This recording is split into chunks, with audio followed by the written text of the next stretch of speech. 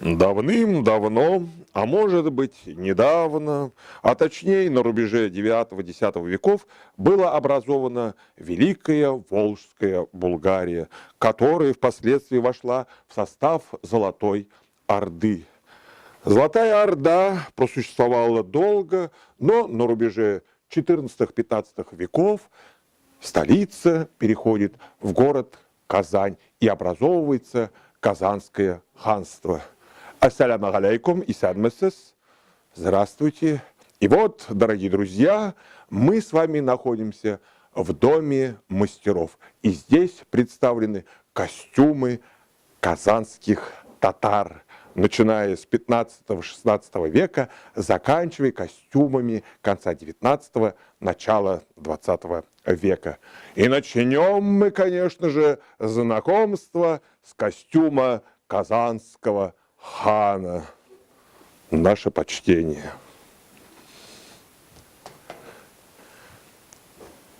Мы видим по материалам, что только самый главный человек, правитель, мог носить такую богатую одежду. Как определить статус человека? Конечно же, это по мехам. И в данном случае мы с вами видим чернобурку. Сразу видно, кто в ханстве хозяин. Ну и, конечно же, у хана была кто? Жена. А кто у нас самая известная царица Казанского ханства? Конечно же, это наша легендарная красавица с красивым восточным именем Сююмбике. И вот здесь мы видим реконструкцию костюма царицы Сююмбике. Здесь что? Стоит обратить внимание на хасите. Вы не поверите, но вес этого украшения достигал 15-16 килограмм. За счет чего, вы спросите? Так за счет ценных, драгоценных, полудрагоценных камней и металлов. Откуда они были, вы спросите? Так они ей доставались по наследству, либо то, что ей дарили мужья. И каждое украшение царица вешала себе на хасите. И еще открою вам секрет. Сколько же детей было у царицы? Сколько же детей у татарской женщины? И вот здесь, внизу, мы видим, говоря современным языком, валанчики. По количеству вот этих складок можно было определить, сколько у женщины детей. Вот такой секрет. Казанский хан, великое ханство. Кто должен его охранять? Конечно же, верные слуги. И здесь мы видим облачения стражников, тысячников, которые были всегда рядом с казанским ханом. Кто здесь старше, кто здесь младше, кто по иерархии выше? Конечно же, вот он, командир. Видите, вот здесь и мех.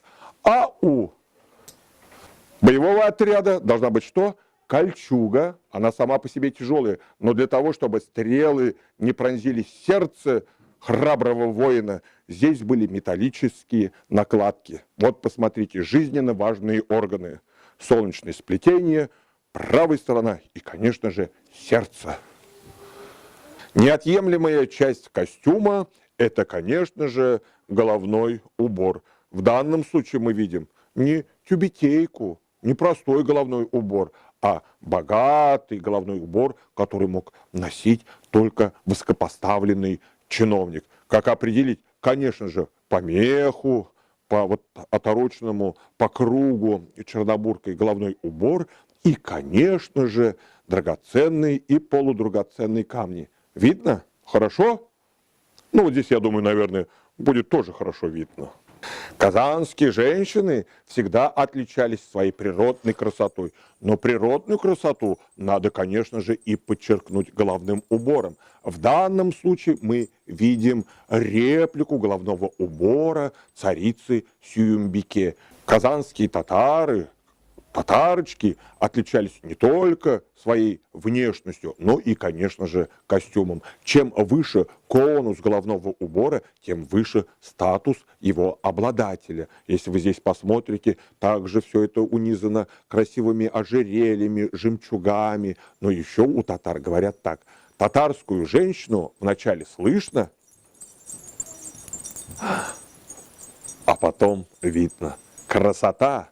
По одежде всегда можно было определить материальный достаток человека, его социальную принадлежность, классовую принадлежность. И сейчас мы видим костюм казанского татарина XIX века, который называется казакин. Но согласитесь, только представитель городской интеллигенции, только зажиточный человек, житель города мог позволить себе такую одежду. Это не в деревне, где одежда должна быть практичной. Рубаха, шаровары, пояс, кушак и олга, и вперед. Нет, это представитель городской интеллигенции, представитель зажиточного, обеспеченного класса. Казакин.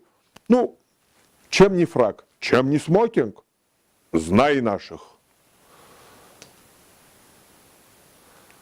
Ну, а здесь мы видим, конечно же, костюмы наших очаровательных татарочек. Посмотрите, какие цвета. И следует отметить, что в украшениях использовали серебряные монетки с двуглавым орлом. Не каждый мог себе позволить купить дорогое украшение. Поэтому брали монетку, сверлили, делали дырочку и ее сюда, соответственно, пришивали. И чем больше было монеток, тем громче они шумели, и тем больше они вызывали интерес у представителей мужского пола. Головные уборы мужской тюбетяй и женский колфак.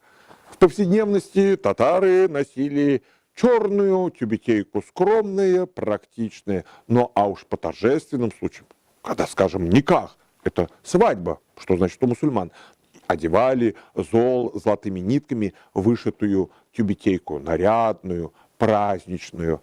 Ну, а женщины есть женщины. Куда ж без головного такого красивого убора, вот так вот празднично, красивым, вышитым орнаментом. Его длина порой достигала 80 сантиметров. Ну, неудобно работать в таком длинном колфаке. Поэтому сокращали, и уже к концу 19-го, началу 20 века колфак обрел вот такую форму. Одевали чуть-чуть вот так вот наискосок с таким небольшим заломом. Но если мы посмотрим фотографии начала 20 века или даже вспомним известную фотографию нашего великого композитора татарского Сары Садыковой, уже к 30-м, к 40-м годам татарская интеллигенция и по сию пору одевает маленький колфачок.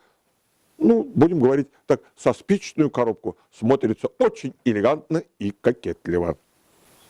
В жизни все должно быть функциональным. И костюм у казанских татар всегда был функциональным. В данном случае тюбетейка – это не просто головной убор. Это еще защитная прослойка для шлема. Посмотрите, изначально воин одевал тюбетейку, а сверху надевал шлем. И ни один удар меча, какой бы он ни был сильным, не был страшен казанскому воину. Знай наших. Но я хотел бы сказать, приходите к нам, в Туган-Аулем, приходите сюда, в этот великолепный выставочный зал, где вы сможете примерить вот эти великолепные костюмы. А нашу экскурсию я хотел бы закончить словами великого татарского поэта: «И тугантель, и матуртель, әткәм әнкәмнем теле, дөньяда күп нәрсә белдем, син тугантель аркылы». Берегите свой родной язык и, конечно же, носите одежду с национальными элементами. Рахмет итегез!